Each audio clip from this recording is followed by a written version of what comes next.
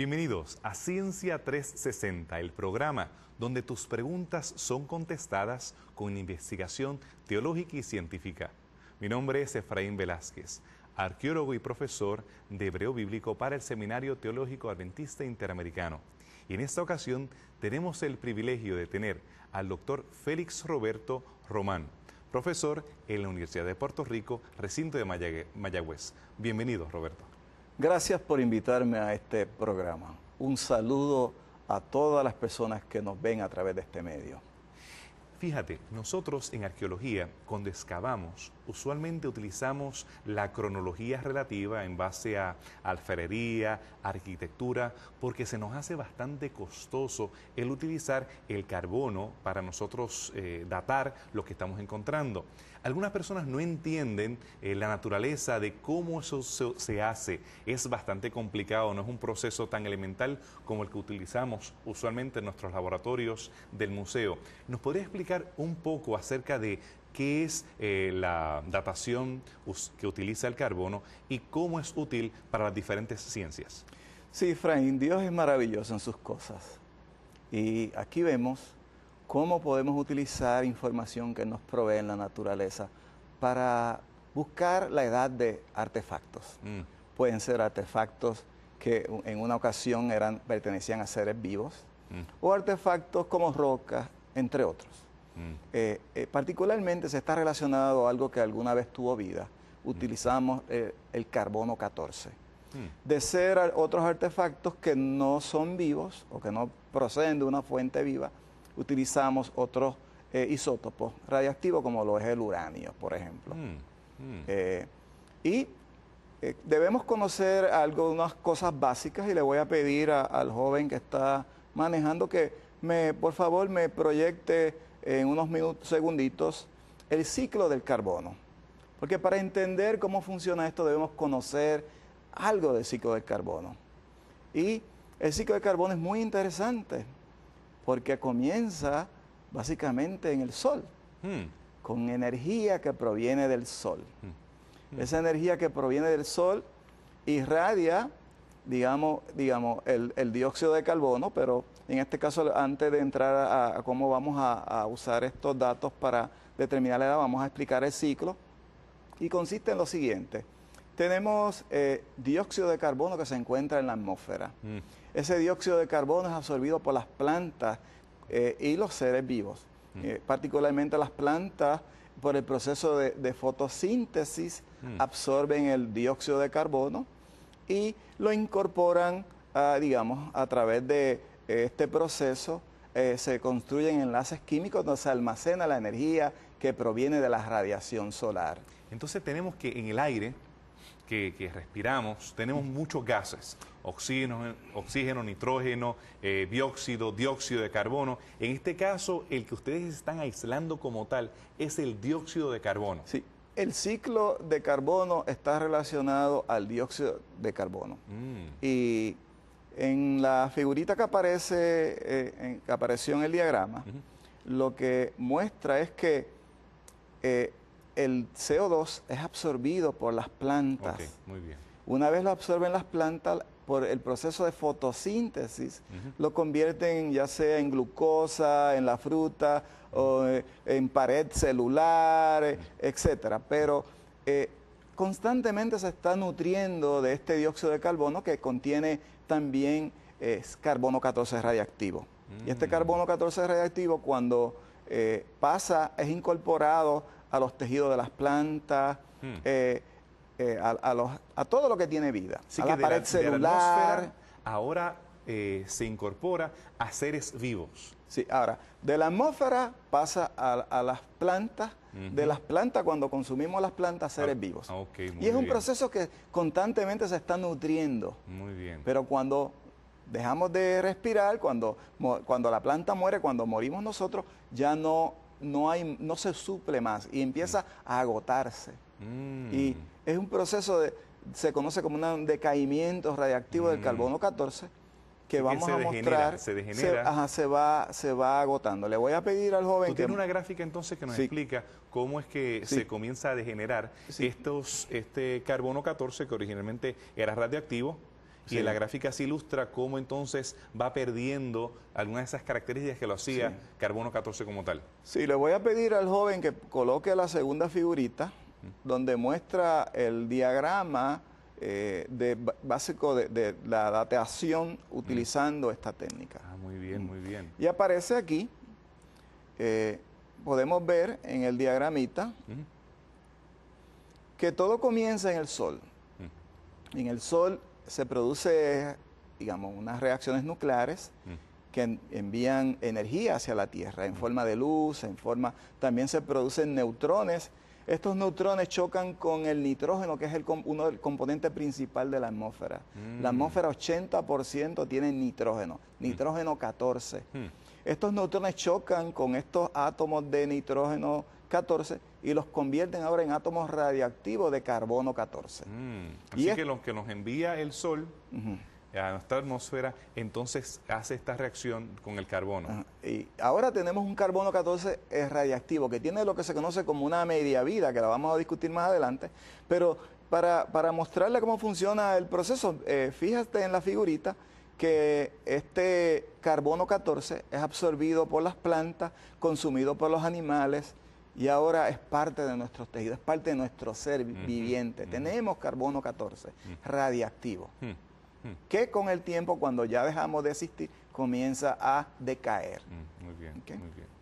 Y ese proceso de decaimiento es el que ustedes entonces van a utilizar como base para datar, me imagino. Sí, tiene lo que se conoce una media vida, y voy a pedir que muestre la próxima figurita, donde la media vida está relacionada, digamos, a este isótopo radiactivo.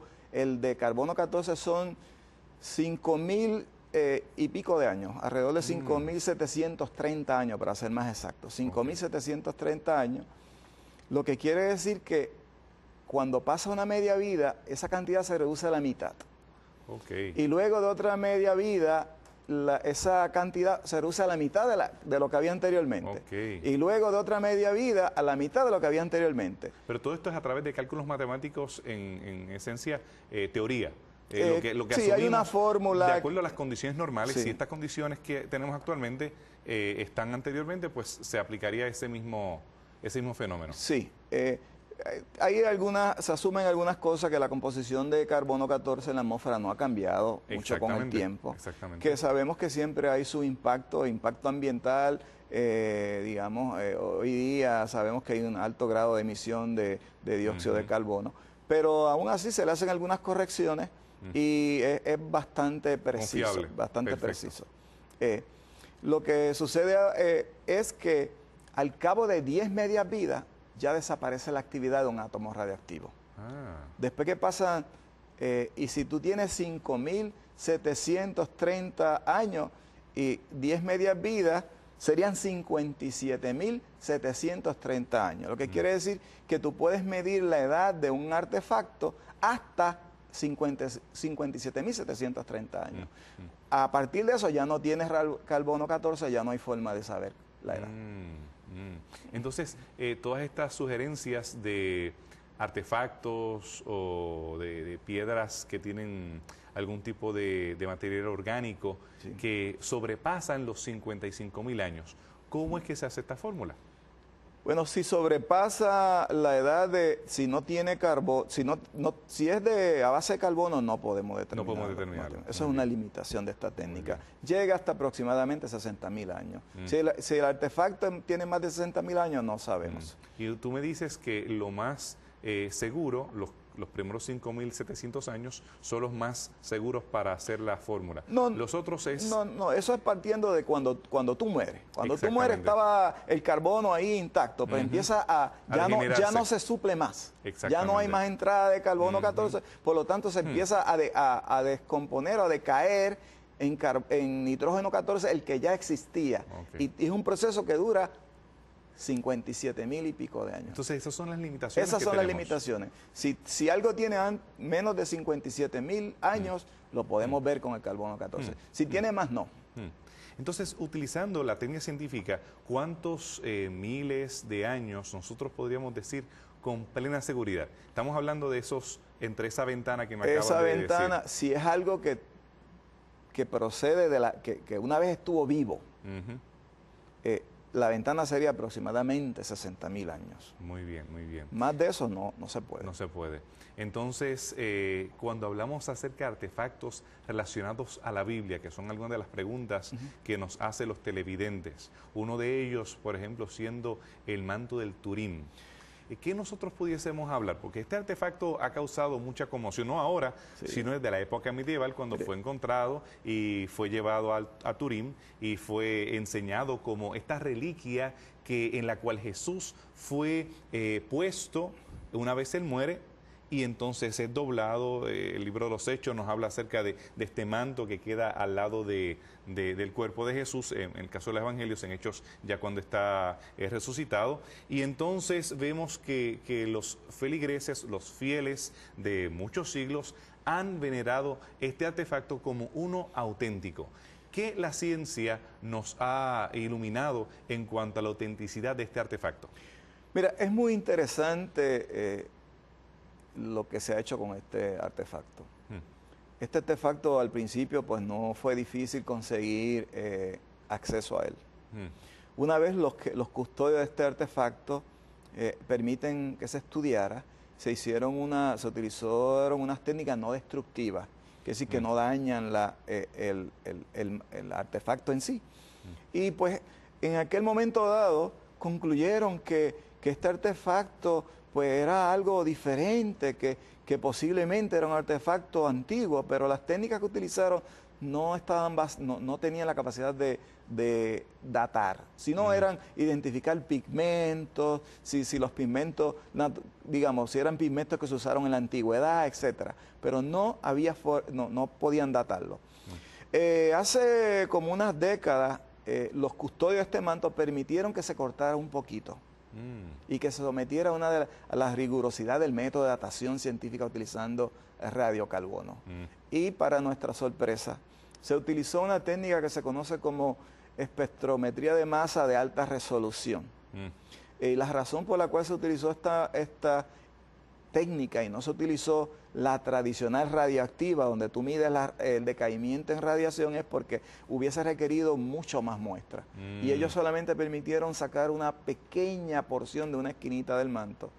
Y pues eso coloca unas limitaciones a lo que se va a utilizar. Pero afortunadamente hoy día tenemos unas técnicas analíticas, que es mi área, muy elaboradas, que tienen capacidad de medir cantidades extremadamente pequeñas, y se utilizó esta técnica para determinar la edad de este artefacto. Y adivina qué.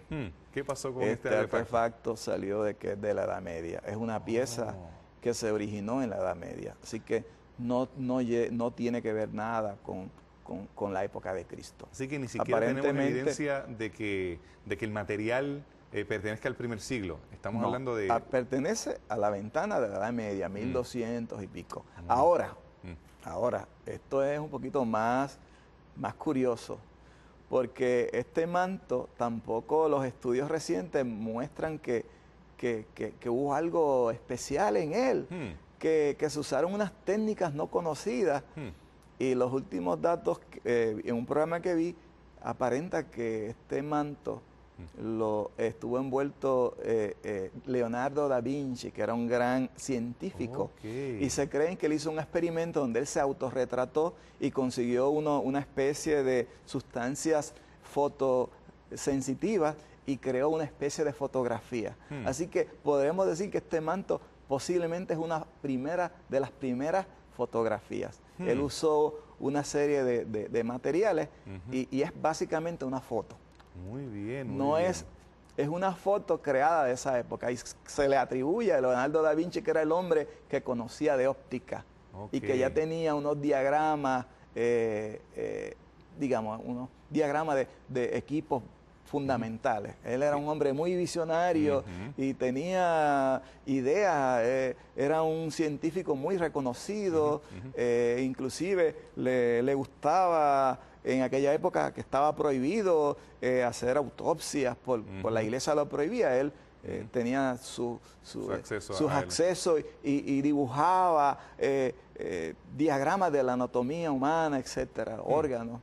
Y Y entonces las técnicas que él utilizaba, que eran tanto en la física, porque veíamos los experimentos que él hacía, no se limitaban al arte, a la física o la arquitectura, sino que también en la química, en las composiciones que se necesitan para crear una foto, bueno, él también estaba involucrado. Aparentemente este caballero tenía conocimiento, se le atribuye que él pudo haber estado envuelto detrás de este manto porque es para su época y él... Sin embargo, el análisis no se hizo de la figura, el análisis se hizo del material orgánico. Se hizo del material orgánico que había, y el material orgánico revela que no es de la época de Cristo, sino es de esa época, de la Edad Media, de la época coincide con la época donde Da Vinci era un Renacimiento. Correcto, ya. Sí. Entonces, pero no es una pintura tampoco. Ok, porque aparentemente entonces tenemos que el manto era tal vez hasta para el tiempo de Leonardo da Vinci un manto viejo, pero no era un manto del primer siglo, sino que era no era material de la época de él. Eso es lo que dice, era material de la época de esa época. En el caso de la arqueología, nosotros estudiamos la inscripción del túnel de Ezequías, la cual es una inscripción en piedra. Y pues realmente algo que es en piedra no es viable a menos que haya un material orgánico.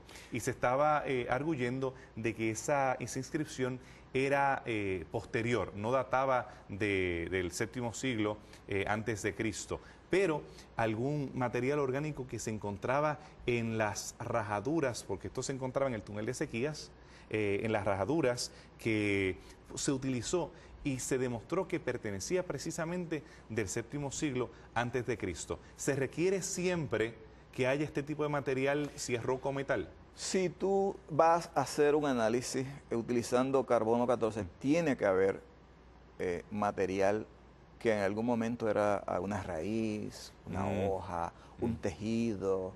Tiene que haber algo que sea de origen vivo orgánico. Si tenía incrustado como parte de la piedra alguna traza de algo orgánico, se puede.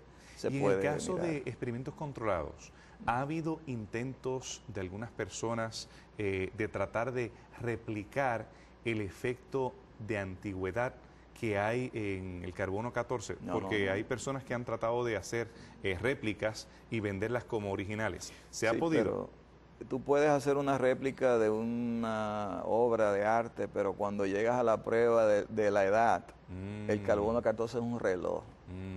Esa prueba es un reloj que tiene sus limitaciones de alrededor de 50.000, 60.000 años, ¿verdad? Pero nada, si le aplica, a menos que no utilice materiales de la época. Okay. Si yo uso materiales de la época y puedo conseguir unos pigmentos que se usaron en la época y puedo conseguir, digamos, un lienzo de la época, tal vez ya puedo, pero usando materiales que se consiguen hoy día no puede. No se puede. Así que estamos bastante seguros en cuanto a estas réplicas, estas alegadas réplicas. Tenemos varios casos. El caso de el osario de Jacobo, el hermano de Jesús. Tenemos una pequeña fruta de Granada que se alega que es más reciente. Así que cuando hacemos el estudio químico de estos artefactos y tenemos datación que es antigua, es innegable. Esto es una técnica muy confiable. Muy bien. Muy confiable, tiene su ventana, ¿verdad? Como toda técnica científica tiene su ventana, pero sí, es muy, muy confiable. Sí, en el caso me mencionó que de forma inequívoca, 5.700 años es la primera ventana antes de la división que tenemos, es la primera ventana que tenemos, y después la de los 50.000 años. Sí, no, yo te diría que de acuerdo, el límite es hasta que tú tengas hasta que carbono 14. Y carbono 14 tienes hasta alrededor de los 57.000 años. ¿Y por qué razón tenemos personas que alegan que algunos animales datan de periodos que sobrepasan los 60.000 años y son material orgánico? Plantas, caso de algunos fósiles, claro está, ahí ha habido una sustitución química de parte del material orgánico con material mineral. ¿Eso crea limitaciones? Hay sustitución, todo el material orgánico se ha perdido y básicamente tienes minerales, y si tú trabajas a base de los minerales, ya hay otras técnicas de datación que envuelven minerales. Una de ellas, digamos, utiliza como criterio para datación es el plomo radioactivo. O el Entonces, plomo, el caso de uranio radioactivo. uranio también. También, y esos ya tienen una ventana mucho más grande. La ciencia actual estima que hasta millones de años. Y entonces nosotros podemos ver estos fósiles que se encuentran, fósiles que ya sea fósiles en hielo, fósiles que se encuentran en lodo, fósiles que se encuentran en roca, donde esta sustitución, en el caso de árboles, tenemos fósiles que han quedado, en el caso de algunos volcanes que han hecho erupción, que encontramos bosques que han sido fosilizados. ¿Qué diferencia tiene el datar estos especímenes con los especímenes más jóvenes de menos de 50.000 años? ¿Qué técnicas utilizamos? Como te dije anteriormente, sigue siendo, siempre envuelve un isótopo radiactivo y su decaimiento. El decaimiento del carbono 14, como te mencioné anteriormente, son 5.730 años. El de otros isótopos radioactivos pueden ser, digamos, es mucho más amplio y proveen una ventana mayor. Yo personalmente, pues, soy cristiano, creo en Dios, tengo mi fe puesta allá arriba.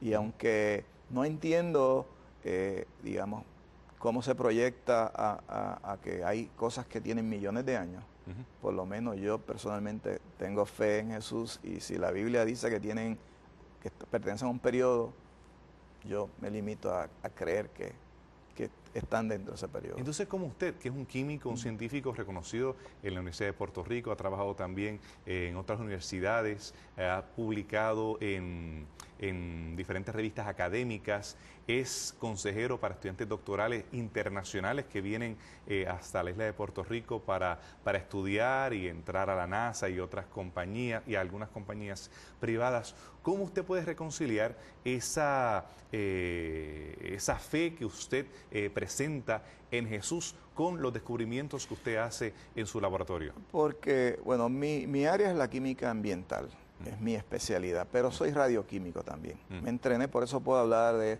este tema, porque... Con toda autoridad. Con autoridad, porque me entrené originalmente como radioquímico. Pero no somos salvos por experimentación científica, somos salvos por fe. Tenemos que tener, y la fe es creer en aquello que no ves y que no tienes evidencia cerca. Así que la ciencia para mí es una herramienta que me provee ver cuán grande es Dios, pero no necesariamente la veo como que todo lo que se proyecta como ciencia es 100%. Muchas veces hay cosas que yo no entiendo, pero y siempre dentro de la comunidad científica hay esa humildad, podríamos decir, en algunos científicos, no en todos, como el caso suyo, en el cual nosotros tenemos que reconocer lo desconocido, aquellas áreas en las cuales nosotros no tenemos tal vez todas las respuestas, y las cuales nosotros aún dentro de la experimentación tenemos que reconocer que hay incógnitas que no las podemos responder. Sí.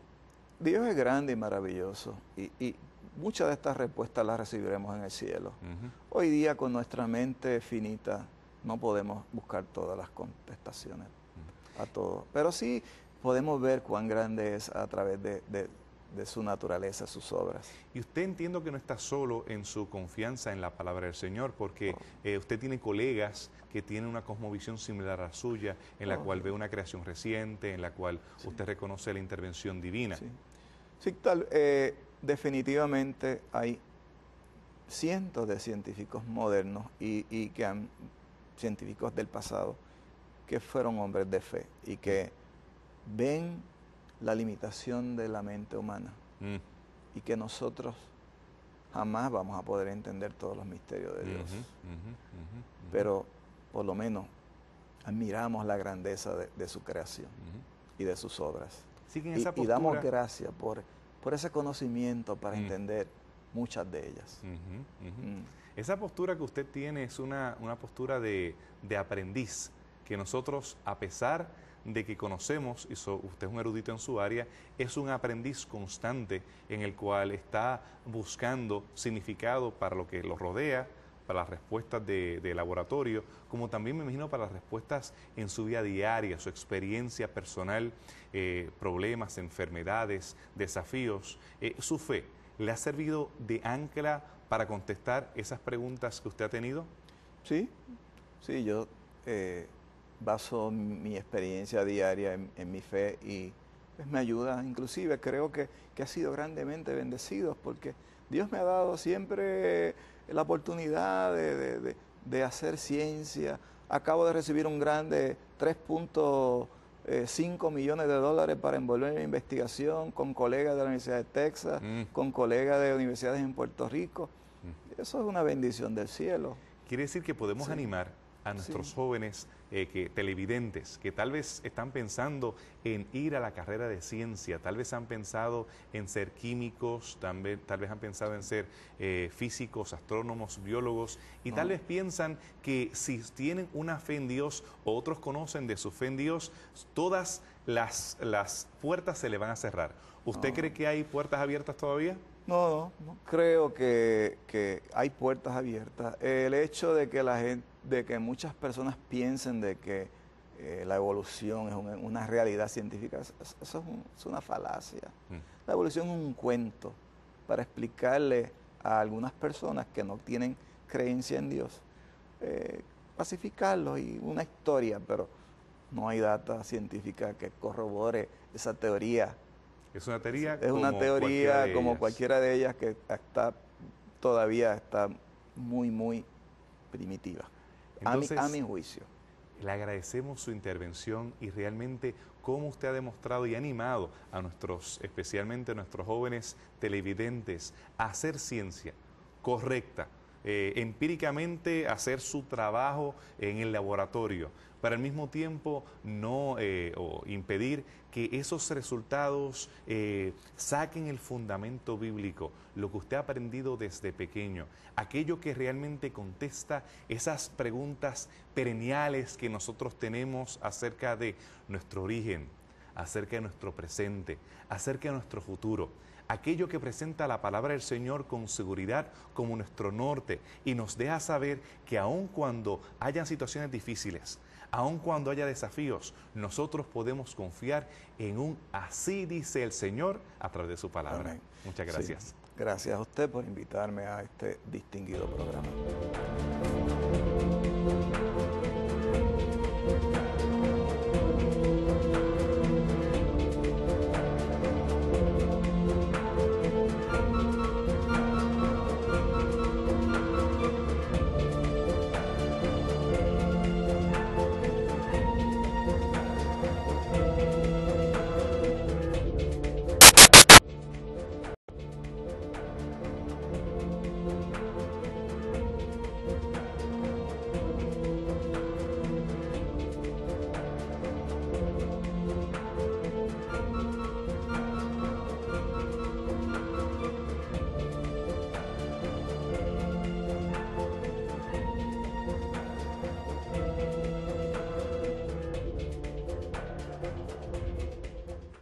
Bienvenidos a Ciencia 360, el programa donde tus preguntas son contestadas con investigación teológica y científica.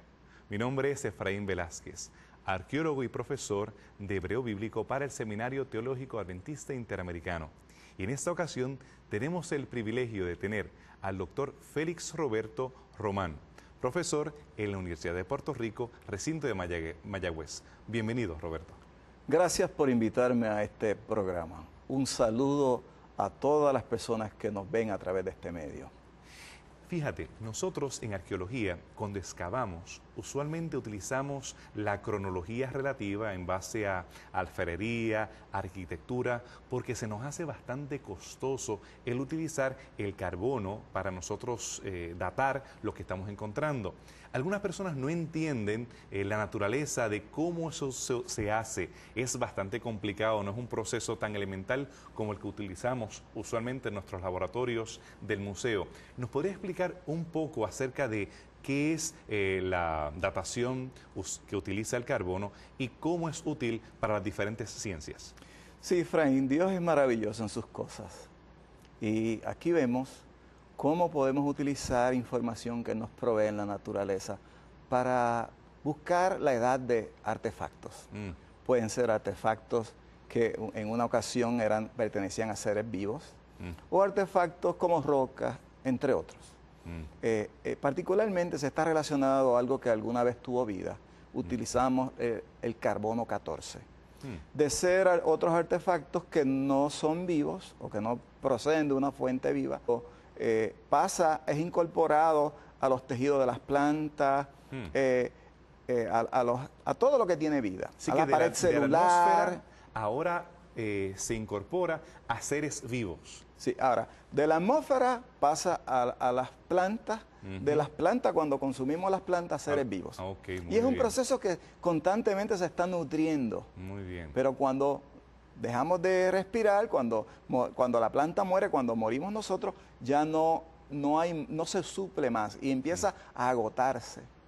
Y es un proceso se conoce como un decaimiento radiactivo del carbono 14, que vamos a mostrar, se degenera. se va agotando. Le voy a pedir al joven Tú tienes una gráfica entonces que nos explica cómo es que se comienza a degenerar este carbono 14 que originalmente era radioactivo, y en la gráfica se ilustra cómo entonces va perdiendo algunas de esas características que lo hacía carbono 14 como tal. Sí, le voy a pedir al joven que coloque la segunda figurita, donde muestra el diagrama de carbono, y lo incorporan, digamos, a través de este proceso.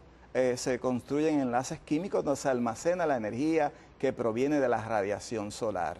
Entonces tenemos que en el aire que respiramos tenemos muchos gases: oxígeno, nitrógeno, dióxido de carbono. En este caso, el que ustedes están aislando como tal es el dióxido de carbono. Sí. El ciclo de carbono está relacionado al dióxido de carbono.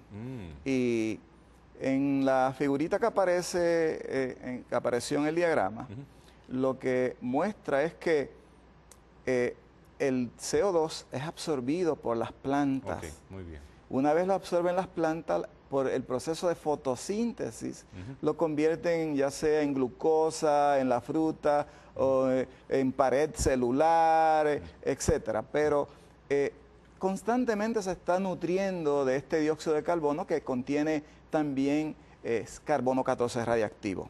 Y este carbono 14 radiactivo, cuando utilizamos otros isótopos radiactivos, como lo es el uranio, por ejemplo. Debemos conocer unas cosas básicas, y le voy a pedir al joven que está manejando que por favor me proyecte en unos segunditos el ciclo del carbono. Porque para entender cómo funciona esto debemos conocer algo del ciclo del carbono. Y el ciclo del carbono es muy interesante porque comienza básicamente en el Sol, con energía que proviene del Sol. Esa energía que proviene del Sol irradia, digamos el dióxido de carbono, pero en este caso, antes de entrar a cómo vamos a usar estos datos para determinar la edad, vamos a explicar el ciclo, y consiste en lo siguiente. Tenemos dióxido de carbono que se encuentra en la atmósfera. Ese dióxido de carbono es absorbido por las plantas y los seres vivos. Particularmente las plantas, por el proceso de fotosíntesis, absorben el dióxido